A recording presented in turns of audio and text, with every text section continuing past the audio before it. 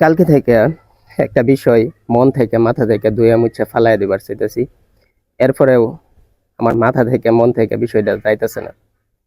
কালকে হেফসখানা রুটিন অনুযায়ী 12টার সময় ঘুম থেকে ছাত্রদেরকে উঠায় দেয়, আমি একটু শুয়ে রয়েছি। তো এই সময় দেখি বাইরে চিল্লাচিল্লি করতেছে কেউ। বের হয়েছে, বের হয়ে দেখি এক ছাত্রর অভিভাবক অর্থাৎ ছাত্রর বাবা আর মা আইছে। আমি বের হওয়ার সাথে সাথে আমার জিজ্ঞাইতেছে যে কি ব্যাপার হুজুর, আমার ছেলেরে মারছেন কেন আজকে সকালে? তো আমি তো আশ্চর্য হয়ে গেছি যে আজকে সকালে আপনার ছেলেরে মারছি, আপনার ছেলে নাজেরা বিভাগের মধ্যে পড়ে। আজকে কালকে রাত থেকে আজকে সকাল পর্যন্ত তো আপনার ছেলে আমার সামনে আইছে না, তাহলে আমি ওরে মারাম কেমনে? তো বলতেছে না, আপনার কথাই বলছে, বাড়িতে গিয়া মায়ের দাগ আছে শরীরের মধ্যে, আপনিই মারছেন। আমি বলতেছি আশ্চর্য হয়ে, বলতেছে আমার কথা বলছে, হয়তো অন্য কোনো হুজুর হইবে। তো বলতেছে যে না, আপনিই মারছেন। তো ঠিক আছে, আপনার ছেলেরে ডাক দেন, জিজ্ঞেস করি। তো ওনার ছেলেরা ডাক দিছে, জিজ্ঞেস করছি কি ব্যাপার, আমি তোমারে কখন মারলাম? তুমি তো সকাল থেকে আমার চোখের সামনেই পড়ছো না। বলতেছে যে না, আপনি আমারে মারছেন, আপনি আমারে রুমের ভিতরে নিয়ে মারছেন। তা আমি তোমারে মারছি, কেউ দেখছে না। তোমার মা বলতেছে যে আপনাদের মাদ্রাসার ছাত্র কোনো সময় শিকার আইব না, আপনি মারছেন, আমার ছেলে কোনো সময় মিথ্যা কথা বলেন। পুরা মাদ্রাসার ছাত্রের সামনে, পুরা মাদ্রাসার সব হুজুরের সামনে ওর মা বলতেছে যে ওনার ছেলে কখনো মিথ্যা কথা বলে, তার মানে ওনার ছেলে মিথ্যা কথা বলে না, আমরা মিথ্যা কথা বলতেছি। তো ওই ছেলে যে হুজুরের কাছে পড়ে, ওই হুজুরও তখন সজাগ ছিল 10টা থেকে 11টার সময়। তো 11টার আগেও পালাইয়া চলে গেছে মাদ্রাসা থেকে। তো ওই হুজুর 11টা পর্যন্ত সজাগ ছিল। হুজুর বলতেছে যে যদি হাফেজ সাহেব এসে মারতো আপনার ছেলেরে, আমি শব্দ হইলেও তো শুনতাম। তো আমিও তো কিছু শুনছি না, সব ছাত্ররা বলতেছে যে আমি শুনছি না। ওর মার বক্তব্য হইলো যে না, ছাত্ররা কখনো স্বীকার করবে না হুজুরে মারলেও, বা আপনারাও কখনো স্বীকার করবেন না, আর আমার ছেলে কখনো মিথ্যা বলতে পারেন। তার মানে কি, সব ছাত্র হুজুরদের সামনে ওর মার কাছে আমি মিথ্যাবাদী। তো ওনার ছেলে, যার বয়স মাত্র 7-8 বছর, তো সবচেয়ে বেশি আশ্চর্য হইলাম যে ওনার ছেলের পায়ের মধ্যে মাইরের দাগ আছে। কিন্তু মানে যাচাই বাছাই করে দেখলাম মাদ্রাসার কোনো হুজুরেই ওই ছেলের ওই দিন আঘাত করছে না বা মারছে না। তাইলে দাগ গুলা কই থেকে আসলো? তার মানে খুব আশ্চর্য হলাম, যেহেতু শরীরের মধ্যে দাগ আছে, ছেলে বলতেছে আমি মারছি। তো এই জায়গার মধ্যে একটা 7-8 বছরের ছেলে, তো কি বলতে পারি আর? মানে মুখ দিয়ে কোনো কথাই বার হইতেছে না। সবার সামনে, সব ছাত্ররা সামনে আমার মুখের উপর বলতেছে। মানে আমার ছাত্র জীবনে, আমার উস্তাদ জীবনে আমি কোনোদিন এরকম দেখছি না। আমার মুখের সামনে বলতেছে হ্যাঁ হুজুর, আপনিই মারছেন। তো কি বলবো আসলে, ওই সময়টাতে 10টা থেকে 11টার সময়, ওই সময়টাতে আমি আসলে ছিলাম বাসায়। তো আমি খাইতে গেছি, আমার মেয়ে আসছিল, তো ওদেরকে বিদায় করে দিয়া, তো হয়তো আমি 11:15টার দিকে মাদ্রাসায় আসতে আসতে ঘুমাইছি। তো এর আগে ও ছাত্রদের সাথে ছিল, ছাত্রদের সাথে থেকেই পালায়া চলে গেছে। তো ছাত্ররা তাকে ধরায় ধরার চেষ্টা করছে, এরপরেও ধরতে পারছে না। তো ওই ছাত্ররা বলতেছে যে না, ও আমার সাথে ছিল। ও মানে কোনো কথাই, ওর অভিভাবকরা কোনো কথাই বিশ্বাস করবে না যে ছাত্ররা মিথ্যা কথা বলতেছে, সবাই মিথ্যা কথা বলতেছে, ওনার ছেলে সত্যি কথা বলতেছে।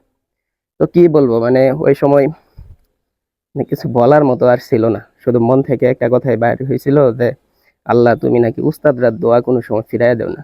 আমি কখনো চাই না যে একটা ছেলের ক্ষতি হোক, কিন্তু এই সত্য ঘটনাটা আমি জানবার চাই, আসলে কি হয়েছে, এই সত্য ঘটনাটা কি, শুধু আমি এতটুকু জানবার চাই। এত বড় অপবাদ, এতগুলা ছাত্রর সামনে, আমার ছাত্র উস্তাদ সবার সামনে, মানে এত বড় অপবাদ, আমি শুধু এটার শেষটা দেখবার চাই যে আসলে ঘটনাটা কি।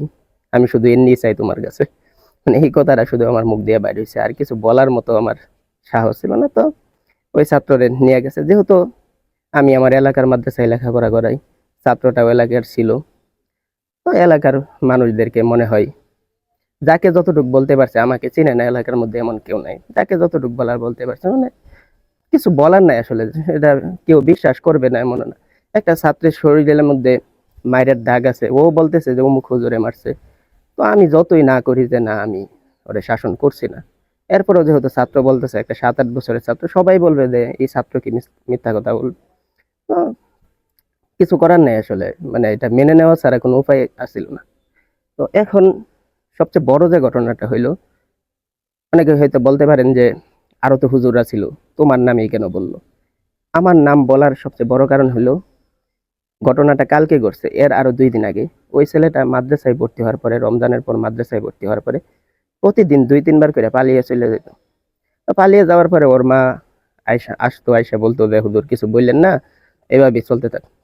তো এইভাবে 10-15 দিন চলার পরে ওর সাথে ওর সমবয়সী যারা ছিল ওদের মধ্যেও একটা ইয়া তৈরি হচ্ছে যে পালায় যদি চলে যায়, কারো মা বা বাপে যদি আইনা মাদ্রাসার মধ্যে দিয়া যায়, তাইলে আর হুজুরাও কিছু বলবে না, কোনো শাসন করবে না। যারা কওমি মাদ্রাসা সম্পর্কে বিন্দু পরিমাণও ধারণা রাখেন, তারা এই জিনিসটা বুঝতে পারেন যে মানে এটা একটা মাদ্রাসার জন্য কত বড় ক্ষতি, যে একজন ছাত্র পালায় চলে যায়, ওরে যদি কোনো কিছুই না বলা হয়, একটু শাসন না করা হয়, তাইলে অন্য ছাত্রদেরও মনের ভিতরে ওরা একটা ইয়া হয় যে আমি ও না বললে চলে যাই, আমার যদি আমার মা বা বাবা আয়সা দিয়ে যায়, তাহলে হুজুর আর কিছু বলবে না। তো এই কারণে ঘুমের সময় আরো 2 দিন আগে, মানে ঘটনাটা কালকে, এর আরো 2 দিন আগে ওই ছেলেটা পালিয়ে চলে যাইতেছিল। তো 2-3 জন ছাত্র দৌড়ে আনছে আমার কাছে, বলতেছে যে হুজুর ও আজকে আবার চলে যাবে। তো আমি একটু রাগ দেখায় বললাম যে তুমি ভাবতেছো যে প্রতিবার তোমার মা এসে দিয়া যায় আর বইলা দেয় যে হুজুররা কিছু বলবে না, এই জন্য হুজুররা কিছু বলতো না, তোমার মা না তোমার 14 গোষ্ঠী এসেও যদি বলে তাও কিন্তু আমি শাসন করবো, এটা বললে আমি ওরে দুইটা মাইট দিছি। মানে এতটা ও যে বয়সের, মানে আজকে 4 বছর যাবত মাদ্রাসায় পড়াই, কোন ছাত্রকে কতটুকু শাসন করতে হবে এটা যথেষ্ট পরিমাণ যোগ্যতা আল্লাহ তাআলা দিছে। তো তাছাড়া ও আমার রুমের ছাত্র না, আমার ছাত্র না, তো আমার চোখের সামনে পড়ছে, এই জন্য ওকে শুধুমাত্র বেত দিয়ে আসতেই 2টা বাড়ি দিছি। তো এরপরে ও চলে গেছে রুমে শুয়ে ঘুমাইছে। ওই দিন বিকালেও ওর মাকে হয়েছে বলছে যে আমি নাকি ওকে অনেক মারছি। তো ছাত্ররা বলছে যে না, অনেক মারছে না, মাত্র 2টা বাড়ি দিছে। তো 2টা বাড়ি দিছে, ওর মাও দেখছে শরীরের মধ্যে কোনো দাগ নাই। তো শরীরের মধ্যে কোনো দাগ নাই বিশ্বাস করারও কথা না। ওর মাও হয়তো আহ, আমাদের মাদ্রাসার যিনি প্রধান ওনাকে বলছে, উনি বলছে যে শরীরের মধ্যে কোনো দাগ নাই, তো কি মারছে, আপনার ছেলে মিথ্যা কথা বলতেছে। তো এর 2 দিন পরে কালকের ঘটনাটা, হঠাৎ করে ও পালিয়ে চলে গেছে, শরীরের মধ্যেও দাগ আছে, এখন বলতেছে যে আমি মারছি। অথচ এই বিষয়ে মানে আল্লাহ তাআলা সাক্ষী, আমি এত বছর মাদ্রাসায় পড়ছি, মাদ্রাসায় পড়াইতেছি, আল্লাহর ভয়েই তো পড়াইতেছি। তো আজকে হয়তো এই ঘটনাটা আমার এলাকার বা আমার বন্ধু বান্ধব যারা আছে অনেকেই হয়তো শুনে থাকবেন, অনেকের হয়তো এই বিষয়ে ধারণা হবে যে আসলে কি ঘটনা, এই জন্যই ভিডিওটা করা আর কি, যেহেতু এলাকার মধ্যে হয়তো কম মানুষ এই বিষয়টা শুনে নাই।